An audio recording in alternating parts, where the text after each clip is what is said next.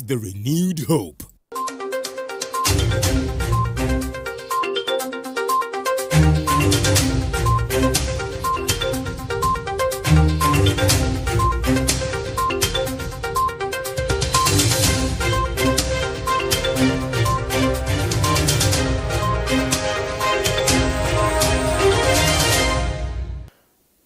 Hello.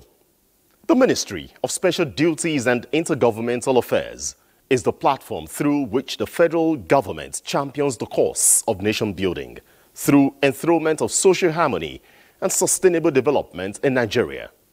The ministry, under the leadership of the Minister of Special Duties and Intergovernmental Affairs, serves as a strategic tool for grassroots development, effective implementation and monitoring of government policies and programs for national development. This particular ministry also develops and implements policies, programs and projects towards improving intergovernmental relations at the state and local government levels. The ministry was restructured between 2019 and 2023. This is to empower it deliver on its mandates, which include monitoring and certification of implementation of zonal intervention projects, constituency projects, and all key projects and initiatives of the federal government. This is to ensure that it actively collaborates with the private sector to create employment for Nigerian youth and develop, implement, and coordinate poverty eradication programs for sustainable national development. This is the mandate of the Ministry of Special Duties and Intergovernmental Affairs. The Minister, Zephaniah Chisalu, is on Reshaping Democracy to respond to questions from Nigerians. I'm your host, Ayodeji Makinde.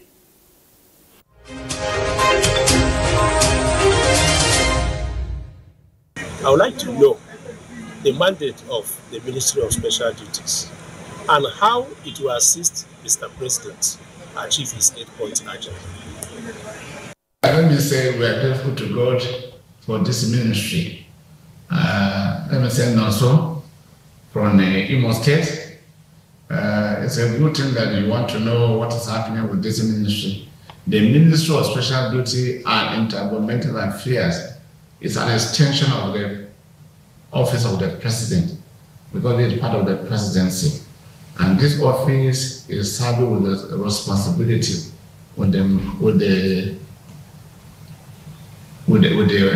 some parastatals under the Act of the National Assembly. Our mandate here is special duty and intergovernmental. The special duty is all about the issue of national home. We recommend through the committee, with the standing committee, who screened those that want to be awarded for good things that they have done for this country, who deserve to be honored. So there's a standing committee, and this committee is, but then, as a minister and as a ministry, we are to also relate to the president on this selection, to inform him on the activities and also inform him on those that have merit to be given this honor. And then that's what we have been doing. Then they will also given a mandate of supervising 3 parastatals. 1, National Regulatory Commission. 2, National Regulatory Trust Fund. 3, the Merit Award. That what we call Merit Award. Those Merit Award who are, particularly who are scientists, who are researchers, and that's how they work. Well, let me start with the Regulatory Commission. The Regulatory Commission, this is the commission who are serving with what's the responsibility for registration of the operators and the guidance system and the lottery. So we have a lot of them who are listening, and it's a way of generating revenue to the government. So in doing this, I think we have generated a lot of revenue to augment the effort of the government. So for this year now, we have done over 100% of revenue generation through the Lottery Regulatory Commission. There is a lot of operators that are interested to operate in the Ghana industry. The Lottery Trust Fund, these are also an agency under the trust fund. The 2% or 2.5% that the revenue generated through the Lottery Regulatory Commission, through the operators, the 2% is given to trust fund for intervention. These interventions like health centers, primary schools, and sports activities, and other people who have requested to be a kind of augmentation, and that's what the Lottery Trust Fund do, and they also provide potable water like borehole, and like I said, the health centers, and even health equipment we do to make sure that the local, and the talking about the local level, we cannot go to tertiary institution, only the local, the primary school owned by government.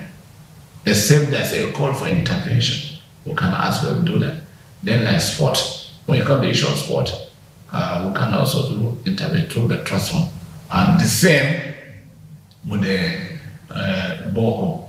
We have provided borehole, some of the community in Japan, we can put some in the states and also put in the job production, just to stay within the assisted in the FCT. During the launch of your ministry's strategic plan, you describe it as historic. What are the major inputs of the plan? The plan is a government activities to have synergy within the MDS, ministry, department, and agencies. So there should be collaboration. There should be synergy, so that we work together. This is the plan we give the MDS focus in terms of project implementation of government policies, so that this will work together. That should be collaboration within the agencies. So that's why we provide this strategic plan, one for the ministry, so that we know what we are doing, and other ministries also know what they can do. Honorable Minister, the issues concerning constituency, project and funding are quite enormous. What is the Ministry of Special Duties doing towards ensuring completion of this very project, accountability and transparency in the process? Well, this office also started with to our own here to verify and satisfy project done by the MDS. But let me say that in my own knowledge, the consensus project is purely National Assembly members project, both Senate and the House of Rep. You know, year in, year out, the government allocates 100 billion for the senatorial district and the constituency, federal constituency for the National Assembly. And within there, this money is being allocated to each of the constituency and the central district. It's all depends how many members come from each of the states. So those that have only 2 members have an advantage. Those that have only 5 members have an advantage. Those that have 20 members in the state have a disadvantage. So that's how this money is being allocated to each of the members and the senators. Because the money that allocation is sent to each of the central districts. Now this has to, if they domicile this money to MDS, ministry, department, and agencies, and their own wish, whereby a member or senator wants that project to be, he wants the money to be domiciled, he can allocate and then put it in the budget. That I want that project to social constituency, I want my budget, I want that money to be put under a nature letter, that budget should put in the FCT, that budget should put in the agri, that budget should put in works, that budget should come from Minister of Sustainability and Development, and like that. So it's shared to, they can allocate it to any of the ministries and any agency that they want their project to be executed. And then when it's done, at that stage, we as a ministry, we have not any obligation, except who the member who has domiciled that money for his project to this ministry.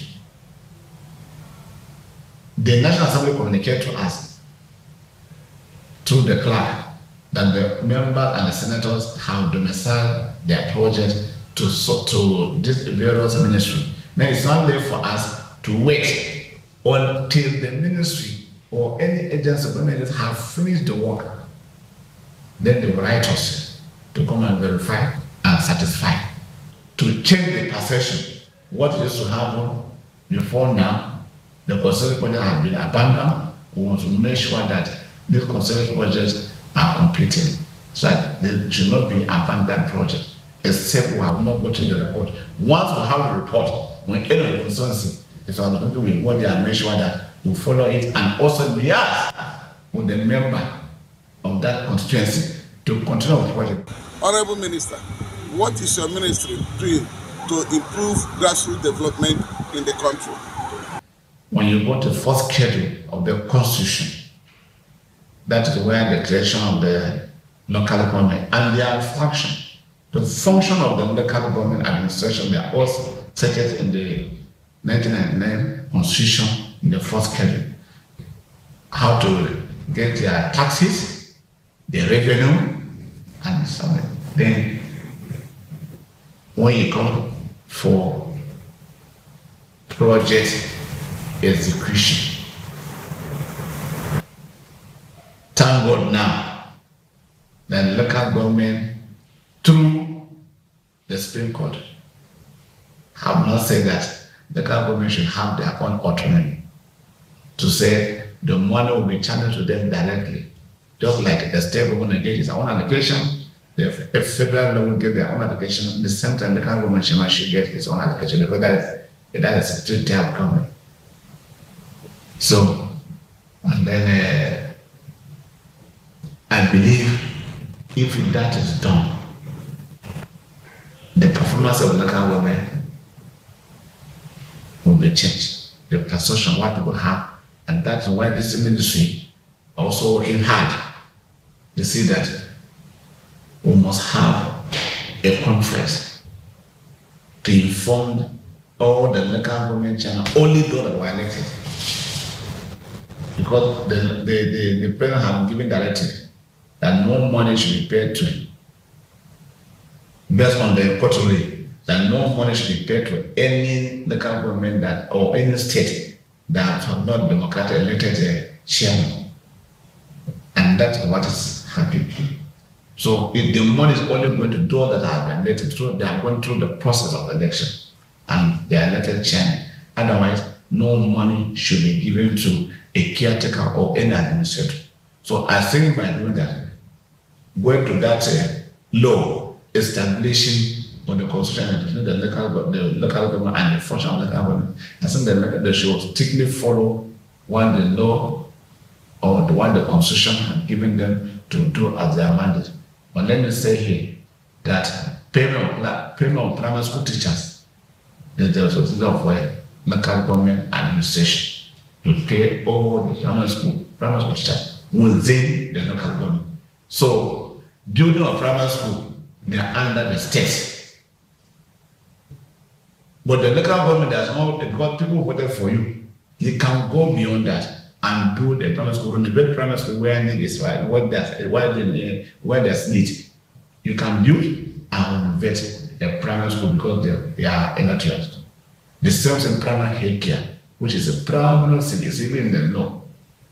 The local government chairman should provide primary health care, build, equip it with the medical equipment, and then send staff who will manage the hospital, which is part of it. Sir, insecurity has become a major hot challenge to agricultural production in the country.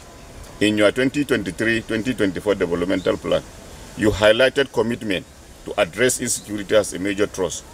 Can you brief Nigerians on that? Yeah, the policy thrust of Mr. President on agriculture, the minister is doing well. Giving out the fertilizer,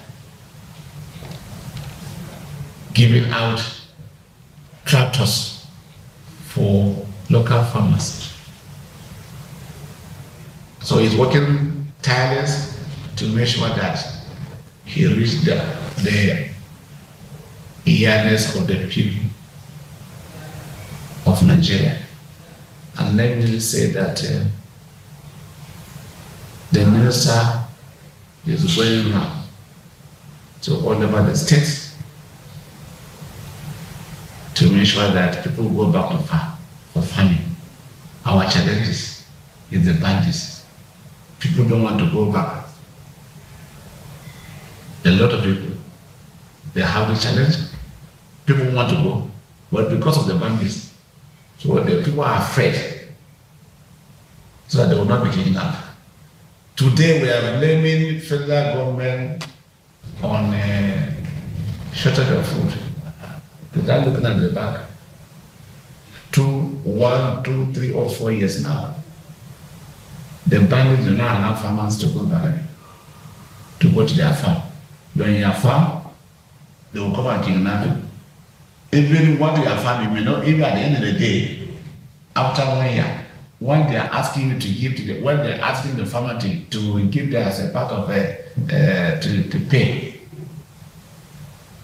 If when you put all this on they are doing at the farm, in the farm, you find out that you cannot even pay what they are doing. So that's crippled the whole system. So it's the bandits who are the poor. People should blame the bandits. Let's blame ourselves, not blame the government.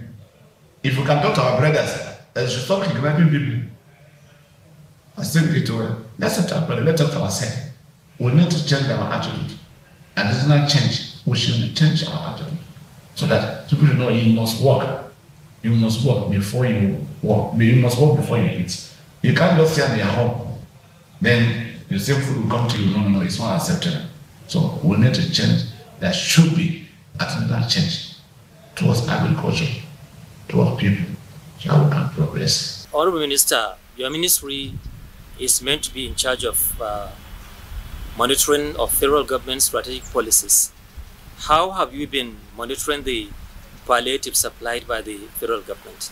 Well, the palliative system was started, but the palliative is saddled with a ministry is saddled with this responsibility. And since we are assumed office, I have actually gone to know how the palliative, because I know a minister is handling the matter. They say if you have any challenges or anywhere, they are reported here, then we inform the ministry to assist and send the palliative. And then if we are involved, with what they are known and make sure that yes, the palliative really get to where it's supposed to go, and then people have the benefit of it. Honorable Minister, what are the measures in place to ensure efficiency of the award of national honor? Thank God I'm grateful today that I requested Mr. President that national honor is an annual thing, and I wrote a letter. He has graciously approved for this year National Honor Award, which we are just trying to commence the process. Other people have written a letter requesting. Some people have nominated by their community to be given a national honor. The normal process, we are going to advertise to the public, call for nomination to be in the national newspaper dailies, so that people should send their nomination. And like I said, there's a standing committee who are saddled with the also headed by Justice Bage, Emir of Lafia. So EFCC is there, ACP is there, police, defense, whatever, the justice, Minister of Justice. Everybody represented to do the justice, to look at the nomination. What it's all about, who have excelled, who have credibility, and who have done well in his community. Because the whole thing is community, community where you come from. So this ministry, we are going to commence the process of the national honor for 2024. We have taken the challenge. Like I said, in terms of revenue generation, we have improved more than 100% to augment kind of augmentation because this ministry is not a revenue generating ministry, but because of the government system and lottery, so we will make it a task, and the federal government recently engaged a consultant who will be doing that. So we hope that more activities within this ministry we commence, and then this issue of land declaration will make effort to make sure that the past is gone, and this new hope. So Mr. President, I to have come with a system that not what people hear about the intervention, it is not like that, and it's not acceptable. Our own is to make sure that that money being utilized, we should have the value of the money being given to the National Assembly in terms of constitutive projects, and then staff development. Have done well with the staff, giving the seminars so that they can key in with the New Hope agenda, having gone around to having meetings with the ministry. I've met also with the Electoral Commission, Electoral Trust Fund, and Mary's Award Agency. So we are doing,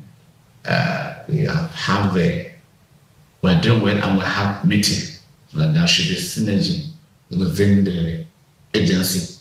It's just when we put this together, and then we learn from this ministry, and then when we want, then the minister, the relationship between the minister and the PAM should record it.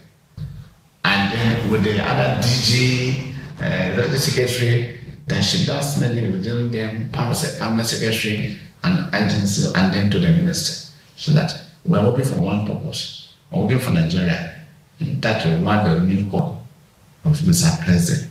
Well, I'm not sure what you say is talking about. We are all working for Nigeria. He told us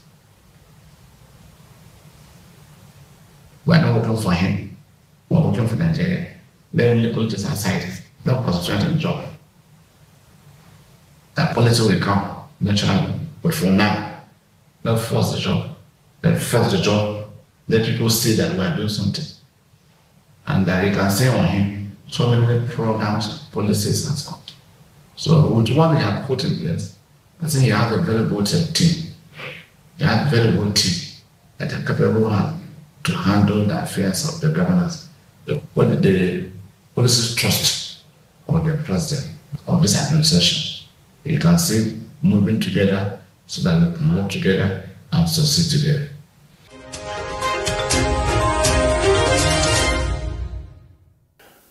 Now, the ministry, through its agencies, has been at the center of various federal government poverty eradication programs.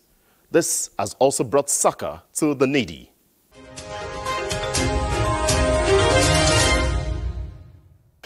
And that's it on this episode of Reshaping Democracy. Do join us again, same time, same station, next week. I'm Ayodeji Makinde.